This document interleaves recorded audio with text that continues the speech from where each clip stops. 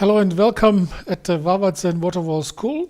George Paul asked me today, what can I do against the Bioslime inside my indoor waterfall? So let me just show you the beautiful indoor waterfall that George Paul has built and started last week. So looks like today he went in his workshop and he turned on his indoor waterfall. And he wrote me that he's feeling some kind of a slime on the hoses.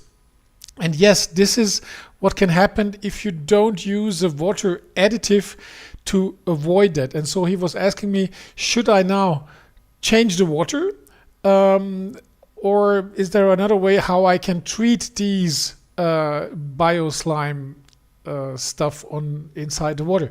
So yeah, let me just explain. What is it, this bioslime? Actually, it is microorganisms, millions and millions of small bacteria which are on surfaces in the air. And as you know, the indoor waterfall is an air washer. So these microorganisms in the air, they went into the water and now they have created this slimy areas.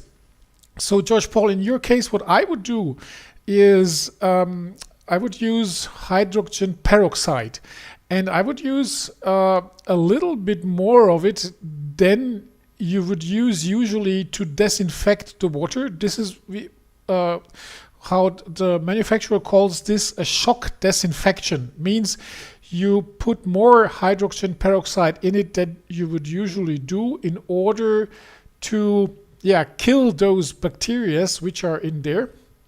But after you have done that, you still might have this surface, this slimy surface, because the hydrogen peroxide in the water, it can only destroy the bacteria on the top of this slime, but inside they might live because they are protected through the outer layer of bacteria.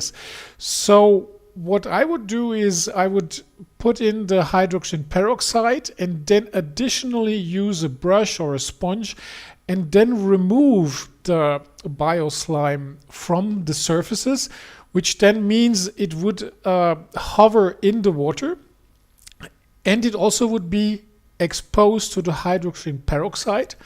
And then you have like two options. The one is you can then empty your system, clean it with water, and then refill it with again distilled water. And as we can see, I think here on the video, you have a lot of canisters there, and I think it would be a pity to waste that water, which means I would, in your case, I would use a dirt filter and then change it maybe 2 times, because you put the hydrogen peroxide in it, it kills all the bacteria and microorganisms, they hover in the water and then they get caught in your dirt filter.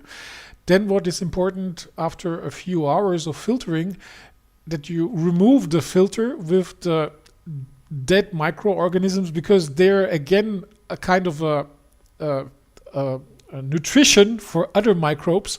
So you remove that, you remove the dead microbes and put a fresh filter in it.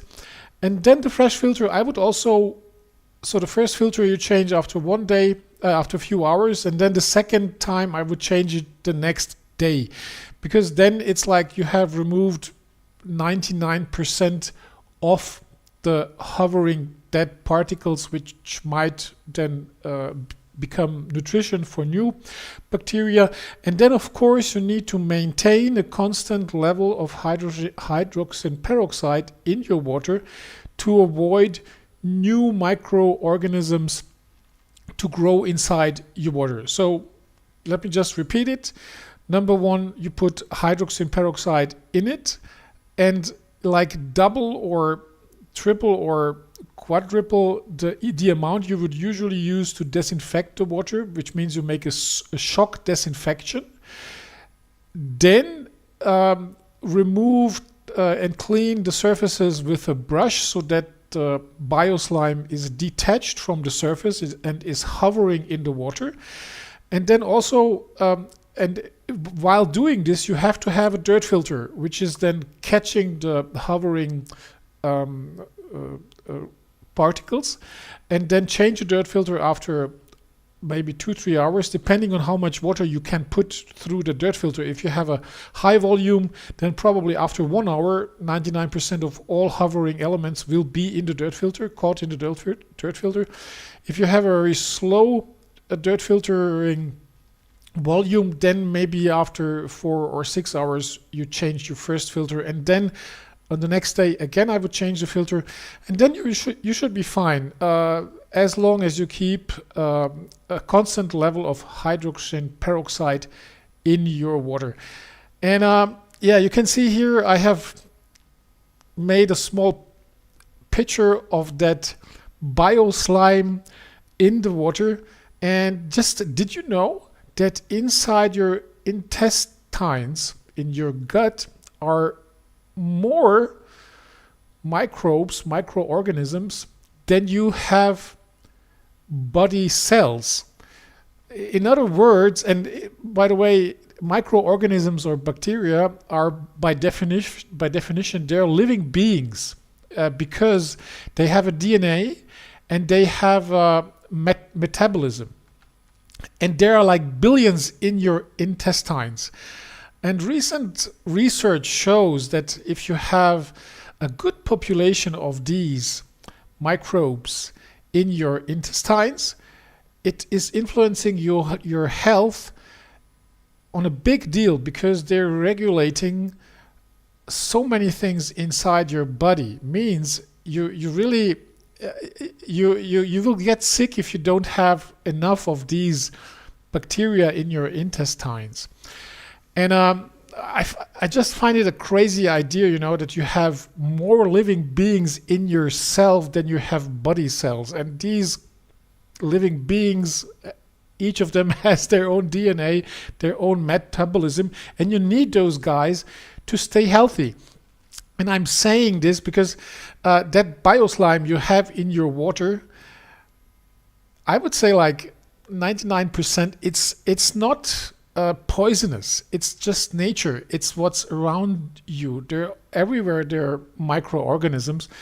So, and I think that if you shouldn't be so afraid of that. It's not poisonous. It's actually something which is in the nature, in the creeks, etc. There are these bioslimes. Of course, there are some which are not so healthy, but if your indoor waterfall ran now for 1 week and you have a little bioslime, you shouldn't be afraid of it. That's what I just want to say.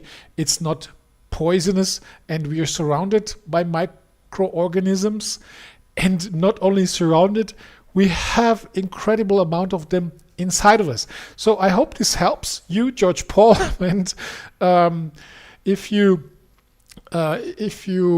watch this, please subscribe to my channel. Please comment your own experiences. And maybe just one additional thing. Some people think they can use UV light to avoid bioslime.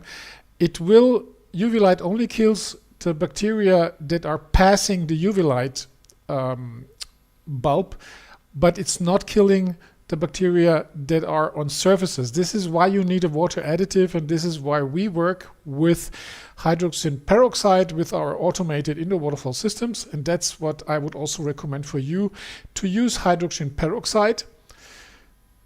And if you use hydrogen peroxide, it is also important that your system is is safe against corrosion. You cannot use materials that will corrode, because hydrogen peroxide will increase the speed of corrosion at the materials if you use corroding materials. That's why we only use stainless steel, PVC, some plastics, and that's why we do not use brass, aluminium, etc. in our waterfall systems. So that's also important. If you use hydrogen peroxide, you have to make sure that the parts in your indoor waterfall system are resistant against corrosion and, for example, hydrogen peroxide. Again, thank you for watching. Please leave